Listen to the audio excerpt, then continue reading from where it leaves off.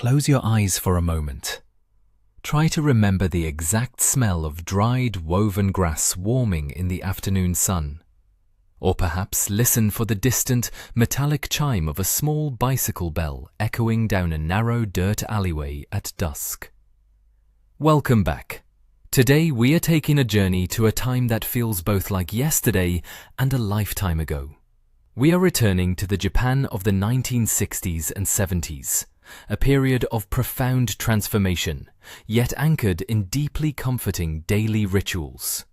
This was the Showa era of our youth, a time before screens captured our endless attention, when life was measured by the changing of the seasons and the familiar sounds of our neighborhood.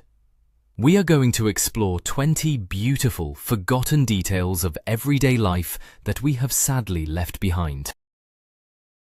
And I promise you, by the time we reach the final memory, the way we used to say goodbye at train stations, you will feel a profound ache for the beauty of those simpler days. So, pour yourself a hot cup of green tea, sit back, and let us wander down memory lane together. In those days, time simply flowed differently. It was slower, thicker, and far more deliberate. We did not have the luxury of instant gratification, but because of that, we understood the profound value of waiting. Waiting for a handwritten letter to arrive in the red postbox, waiting for the film from a camera to be developed, or waiting for the neighborhood vendor to turn the corner. Modern society often tells us that, without our current technology, people in the past lived poorer, more isolated lives. But you and I know that is a complete myth. Our lives were endlessly richer in genuine human connection. Every errand was a conversation, every chore was a shared family effort, and every evening was an opportunity to simply be present with one another. We looked into each other's eyes, we listened to the sounds of our community, and we felt deeply connected to the earth and the seasons. The inconveniences of the 1960s were not burdens, they were the very threads that wove our society together. We did not have much money, and our homes were small and drafty, but our hearts were incredibly full. The sincerity of a shared moment over a small wooden table held more weight than 1,000 digital messages ever could. Do you remember the sharp, rhythmic clack, clack, clack of the wooden blocks echoing down the narrow dirt streets? That was the unmistakable sound of the Kamishibai man arriving on his bicycle. Before televisions flickered in every living room, this traveling storyteller was the center of our universe. He would park his heavy bicycle, open the small wooden stage on the back, and wait for the neighborhood children to gather like a flock of eager sparrows. We would clutch our precious 5 or 10 yen coins, our palms sweaty with anticipation, ready to buy a sticky, sweet piece of candy on a stick. Because buying a treat meant you earned a spot right in the front row. The stories were painted on large, vibrant cardboard cards. As he slid each picture away to reveal the next, his voice would change, deep and booming for the samurai, high and trembling for the princess. We did not just listen to the story, we lived it. We gasped, we cheered, we laughed out loud in the dusty street. Today, children watch screens in solitary silence, but back then, the Kamishibai man brought the whole street together, turning a simple bicycle into a theater of magic. Let us turn our minds to the very heart of the Japanese home in the 1960s, the chabudai. This simple, low wooden table with its short folding legs was not just a piece of furniture, it was the undeniable center of our family universe. In the morning, it was where we sat on our flat floor cushions, eating warm bowls of miso soup and perfectly cooked white rice. In the afternoon, it transformed into our study desk, where we hunched over our notebooks, practicing our writing while our mothers mended clothes nearby. And in the evening, when the dinner dishes were cleared away, the legs were smoothly folded under, and the table was rolled away to a corner of the room so we could roll out our thick cotton futons for the night. There was an incredible magic in how one small room could be a dining room, a study, and a bedroom, all dictated by the presence of this wooden table. We lived closer to the ground back then, physically and spiritually. Sitting around that low table meant we were always at the same level, looking into each other's eyes, sharing our day. It was a space of deep intimacy that modern tall tables simply cannot replicate. As the humid summer faded into crisp autumn, there was a specific sound that signaled the changing of the seasons. It was the long, melancholic whistle of the baked sweet potato cart, slowly making its way through our neighborhood at dusk. The vendor would pull his heavy wooden cart, calling out with a long, drawn-out song that echoed against the wooden fences. You would run out of the house, clutching a few small coins in your hand, feeling the chill of the evening air on your face. The vendor would open the heavy iron lid of his roasting drum, and a massive cloud of hot, sweet steam would billow out into the dark sky. The sweet potatoes were nestled among hot, dark pebbles, roasting slowly to absolute perfection. He would wrap your potato in a piece of old, crinkled newspaper. The warmth radiating from that paper package was a profound comfort against the cold evening. You would break it open, and the bright golden flesh inside was impossibly sweet, almost like candy, burning your fingertips and warming your stomach. We did not have fast food, but that simple, stone-roasted sweet potato was an absolute culinary masterpiece of our youth. Let us recall the quintessential aroma of a Japanese summer evening. When the sticky, oppressive heat finally broke into a gentle dusk, our mothers would bring out the small ceramic pig. Inside its belly, she would carefully light a deep green mosquito coil.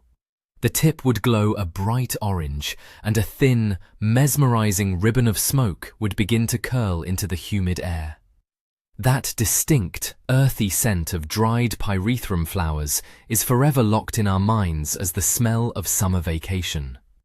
We would sit on the narrow wooden porch that wrapped around the house, our bare feet dangling over the cool garden soil. Our fathers might be drinking a cold bottle of beer while we spit black watermelon seeds into the grass. The smoke from the coil offered a protective barrier against the buzzing insects, allowing us to simply sit together in the fading light.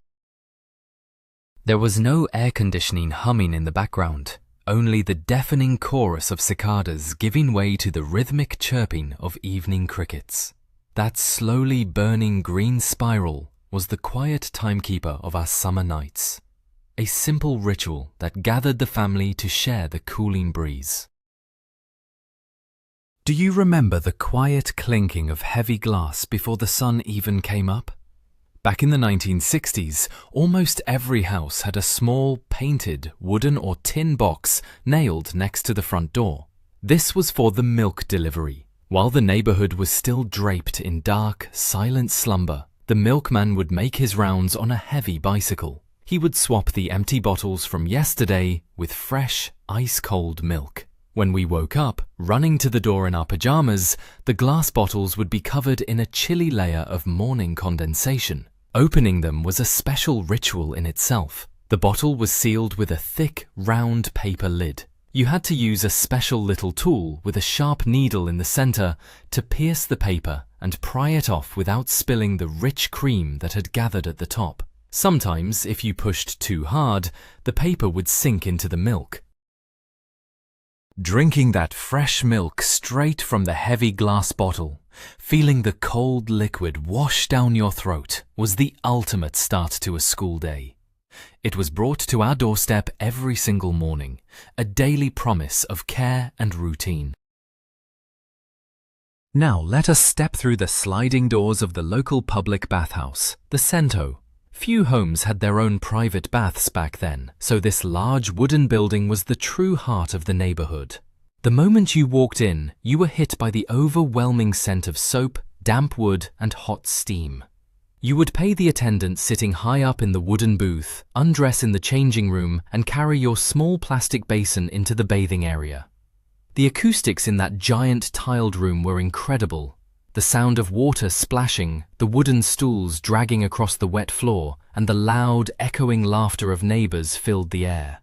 You would scrub yourself clean, often helping a neighbor wash their back before slowly sinking into the impossibly hot, deep communal tub. We would sit there, submerged up to our chins, staring at the giant, magnificent painting of Mount Fuji on the wall. Afterward, stepping out into the cool evening air, the absolute best part was buying a cold glass bottle of fruit-flavored milk, resting one hand on your hip and chugging it down.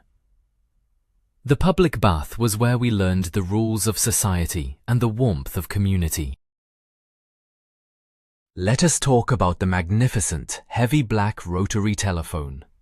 In the early 1960s, having one of these in your home was a true symbol of modern living. It was not something you carried in your pocket. It was an important piece of furniture that commanded respect. Our mothers would often drape a delicate, hand-crocheted white lace cover over it, treating it like a precious jewel. Making a phone call was a very physical act. You had to stick your finger in the dial, pull it all the way around to the metal stop, and listen to the satisfying mechanical whirring sound as it spun back into place. If you messed up one number, you had to start the entire process over again. There was no caller identification. When that loud, sharp, double bell rang through the house, it brought a rush of excitement and mystery. Everyone would stop what they were doing and look at the black machine. Since not everyone had a phone, it was completely normal for a neighbor to rush over to your house to take an urgent call from a relative. That heavy black receiver connected our small, quiet houses to the vast outside world in a way we will never forget. Do you still remember the brilliant art of wrapping things in a simple square cloth? Long before the world was drowning in disposable plastic bags, we had the beautiful, versatile wrapping cloth. Every household had a collection of these fabrics, ranging from simple cotton with geometric indigo patterns to exquisite silk pieces used for formal occasions. Watching our mothers tie one was like watching a magic trick. With a few swift folds and a double knot, a flat piece of fabric transformed into a sturdy bag that could carry anything. We used it to wrap our school lunches, to carry clothes to the public bathhouse, or to carefully transport 2 heavy glass bottles of sake to a neighborhood gathering. You could even wrap a massive, round watermelon so perfectly that it had a neat little handle on top. When you gave someone a gift wrapped in this cloth, it showed profound respect and care. The recipient would untie the knot, marvel at the gift, and gracefully fold the cloth to return it to you. It was a beautifully sustainable way of living, born out of respect for our resources and an appreciation for everyday elegance. Think back to the iconic red pillar post boxes that stood proudly on our street corners. They were completely round, made of thick, heavy cast iron and painted a vibrant, glossy red that stood out brilliantly against the grey wooden houses. Writing a letter back then was an incredibly intentional process. You would sit at the low table, carefully grinding the ink block or using a good pen, pressing your thoughts onto the crisp, lined paper. You had to weigh every single word, because once it was mailed, there was no taking it back. Walking to the red postbox felt like a small mission. When you slipped the envelope through the narrow horizontal slit, it would flutter down and hit the bottom with a muffled, echoing thud. That sound meant your message was out of your hands and on its way. Then, the real magic began, the waiting. You would wait days, sometimes weeks, for a reply. And when the postman finally arrived on his red bicycle and handed you a physical envelope, the joy was immeasurable. You could recognize the handwriting immediately, feeling the texture of the paper that your loved one had touched miles away. Before the electric refrigerator became a noisy, humming staple in our kitchens, we relied on the beautiful wooden icebox. It looked like a very sturdy piece of wooden furniture, lined inside with tin or zinc. To keep our food cold, we had to wait for the ice delivery man. I can still hear the rumble of his cart on the dirt road. He would arrive carrying a massive, crystal-clear block of ice, using enormous metal tongs that looked incredibly dangerous. He would slide that huge block into the top compartment of our wooden icebox. The cold air would slowly sink down to the lower shelves, keeping our milk, fish, and vegetables fresh for just a few days at a time. Beneath the icebox, there was always a small metal pan to catch the dripping water as the ice slowly melted. One of our daily chores as children was to carefully pull out that pan and empty the water outside so it would not overflow onto the kitchen floor. It was a constant daily rhythm of maintenance. We could not buy a month's worth of food and freeze it. We bought only what we needed, we ate it fresh, and we lived in harmony with the melting of the ice. Let us remember the sounds and smells of the rainy season in the Showa era. When the heavy summer rains began to fall, we did not reach for cheap nylon umbrellas. Instead, the streets bloomed with the deep, rich colors of traditional oiled paper umbrellas. They were heavy, made of intricately carved bamboo ribs and thick Japanese paper heavily coated in protective oils. When you opened one, it emitted a very distinct earthy smell of linseed and perilla oil. It was the absolute scent of the monsoon season. Walking to school under one of these heavy umbrellas was a unique sensory experience. The sound of the raindrops hitting the oiled paper was completely different from modern umbrellas. It was a deep, resonant drumming, a thick thud, thud, thud that felt incredibly protective and cozy. The handle was solid wood, anchoring you against the wind. When you finally got home, you had to leave the umbrella half open on the porch to dry properly, or the paper would stick together and ruin the beautiful craftsmanship. We took care of our things back then because everything we owned was made with intense human labor. No childhood memory of the 1960s is complete without a trip to the local penny candy store. Tucked away in a narrow alley, these tiny, chaotic shops were an absolute paradise for children. You would slide open the rattling glass door, and an elderly woman, who seemingly knew every child in the neighborhood by name, would look up from her newspaper. The shop was bursting with jars of brightly colored, unbelievably sweet treasures. With just a single 10-yen coin clutched in your sweaty palm, you were a king. You could buy a piece of chewy kinako mochi, a whistle candy that you could play a tune on before eating, or a small box of tiny, fruit-flavored balls. It was not just a place to buy sugar, it was our premier social club. We would gather outside the shop, trading our baseball cards, showing off our marbles, and debating which candy lasted the longest in your mouth. The elderly shop owner was like a grandmother to all of us, scolding us if we were too loud, but always throwing in an extra piece of candy with a warm, wrinkly smile. That tiny shop was the entire world to a 10-year-old child. Let us recall the humble, silver glow of the aluminum lunchbox. In the colder months, our mothers would pack our lunches in these sturdy, rectangular metal boxes. Every morning, she would carefully press warm white rice into one half, placing a single, incredibly sour pickled red plum perfectly in the center. It looked exactly like the Japanese flag. The other half would hold a piece of rolled omelette and some simmered vegetables. She would tightly close the lid and tie it securely in a small piece of cloth. At school, during the freezing winter days, the teacher would allow us to place our aluminum boxes on top of the large, coal-burning stove in the center of the classroom.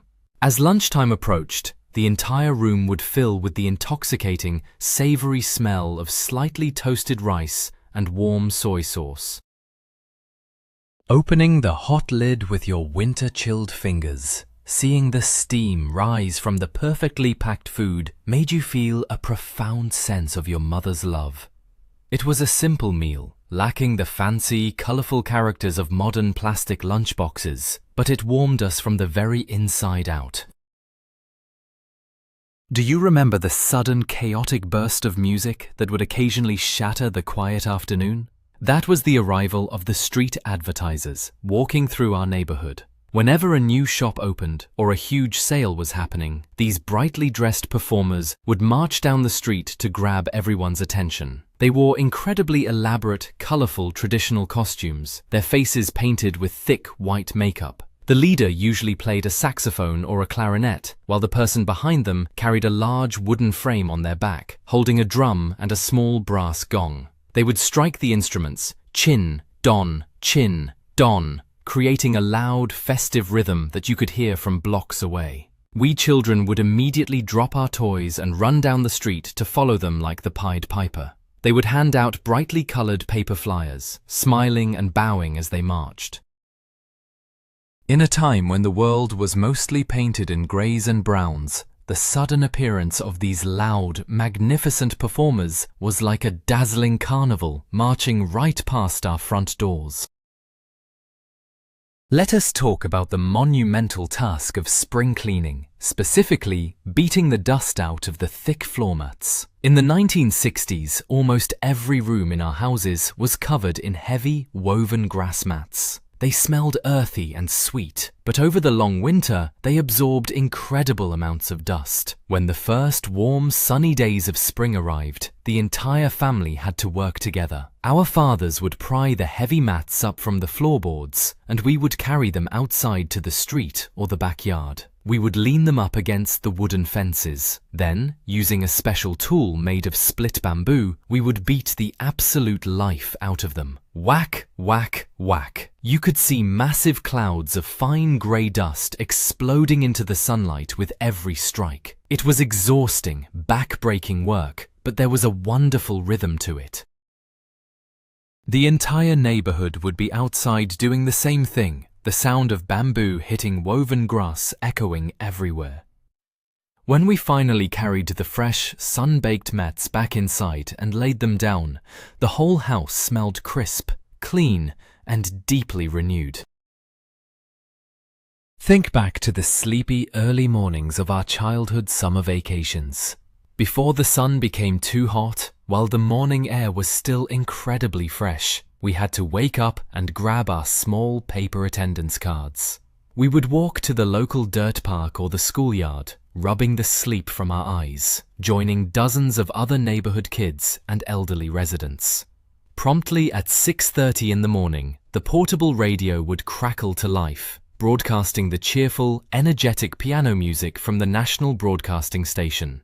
We would all stand in neat rows, stretching our arms, bending our knees, and jumping in perfect unison to the instructor's voice. It was the daily radio calisthenics routine. After the 15-minute session, we would line up excitedly in front of the neighborhood leader, who would stamp our cards with a beautiful red ink stamp. Collecting those stamps was a matter of intense pride. It forced us out of bed, it kept us healthy, but most importantly, it gathered the entire community in the quiet morning light, breathing the same air and starting the long summer day together. Let us recall the delicate architecture of our childhood homes, specifically the wooden sliding doors covered in white paper. These sliding screens separated our rooms from the bright hallway, casting an incredibly soft, diffused glow across the woven floor mats. As children, we were constantly warned never to poke our fingers through the fragile paper, but the temptation was almost always too great. We would secretly push just one finger through, feeling the crisp, satisfying tear of the paper. Of course, our mothers always found out. The real magic happened once a year when we had to replace the paper completely. We would take the wooden frames outside, wet the old paper with a sponge, and peel it away, exposing the bare wooden grid. Then, our mothers would carefully apply fresh glue and roll out the new, pristine white paper, smoothing it down gently. As it dried, it stretched perfectly tight like a drum. When we put the doors back into their tracks, the entire room instantly felt infinitely brighter and purer. Maintaining those delicate paper doors taught us to move gently and respect the fragile boundaries of our quiet homes. Do you remember the distinct wooden clatter that served as the soundtrack to our youth? Before soft rubber sneakers became everyday wear, our feet were strapped into wooden sandals. Walking in them required a special kind of balance and rhythm. On the unpaved dirt roads or the newly laid asphalt of the 1960s, every single footstep made a sharp, echoing clack, clack, clack. You could recognize who was walking down the street simply by the tempo and weight of their wooden footsteps. In the summer, running to the local shrine festival in our cotton robes, the wooden thong would rub between our toes, sometimes causing a painful blister. But we did not care. We loved the feeling of the smooth, worn wood against the soles of our bare feet. Our fathers wore ones with high wooden teeth that looked incredibly difficult to walk in, yet they navigated the muddy streets with absolute grace. The sound of hundreds of people walking in wooden sandals during a summer festival created a massive, percussive symphony of community life that has been completely silenced by modern foam shoes. Let us think about the beautiful, lost art of mending what was broken. In the Showa era, we threw absolutely nothing away. When a pair of wool socks got a terrible hole in the heel, they did not go into the garbage. In the dim yellow light of the evening, our mothers would sit by the low table with her sewing box. She would stretch the damaged heel over a smooth wooden mushroom, or sometimes just a burned-out glass light bulb, and begin to weave a needle and heavy thread back and forth across the hole. This was the art of darning. For torn cotton pants or jackets, she used thick white thread to sew intricate, geometric running stitches to reinforce the weak fabric. The mended areas were highly visible, thick with extra thread, but they were never considered ugly. They were a badge of a mother's care and a family's resilience. Wearing a pair of heavily mended socks on a freezing winter morning felt incredibly warm, not just from the extra layers of yarn, but from the physical manifestation of love woven into the fabric. We valued our belongings deeply because every item had a second, third, and fourth life. Let us finish with one of the most beautiful and heartbreaking rituals of our past, the way we used to say goodbye. Before high-speed bullet trains made travel entirely effortless, leaving your hometown by train was a monumental event. When someone was moving away for school or a new job, the entire family and groups of friends would gather on the concrete platform. As the traveller boarded the train, they would buy rolls of brightly coloured paper streamers. They would hold one end of the ribbon and throw the roll out the open window to their loved ones standing on the platform below. Soon, a vibrant web of pink, yellow and blue paper connected the train to the people staying behind. As the train's whistle blew and the heavy iron wheels began to slowly turn, everyone held tightly to their end of the ribbon. You walked alongside the moving train, the paper pulling taut, stretching the physical connection as far as it would go. And then, one by one, the fragile paper ribbons would snap. That soft, tearing sound was the final goodbye. Today, doors slide shut automatically and trains vanish in a blur. But those fragile paper ribbons taught us the true emotional weight of a departure. As we reflect on these 20 forgotten pieces of our past, we begin to realize a profound truth. We do not just miss the heavy black telephones, the sweet potato carts, or the wooden tables. What we truly mourn is the way time felt when we used them. We miss our youth, we miss the people who sat across from us at those low tables, and we miss a world where our connections to one another were tangible, physical, and deeply intentional. These memories are not just shadows of the past, they are the beautiful foundation of who we are today. Thank you for walking down this quiet, nostalgic path with me. If these memories brought a warm smile to your face, please consider subscribing to the channel and leaving a like on this video, so we can continue to preserve these precious stories together. And now, I would love to hear from you. Which of these 20 memories resonated the most with your own heart? Or is there another forgotten detail from your childhood that you still think about today? Please share your personal story in the comments below. Your memories deserve to be heard, and I read every single one of them.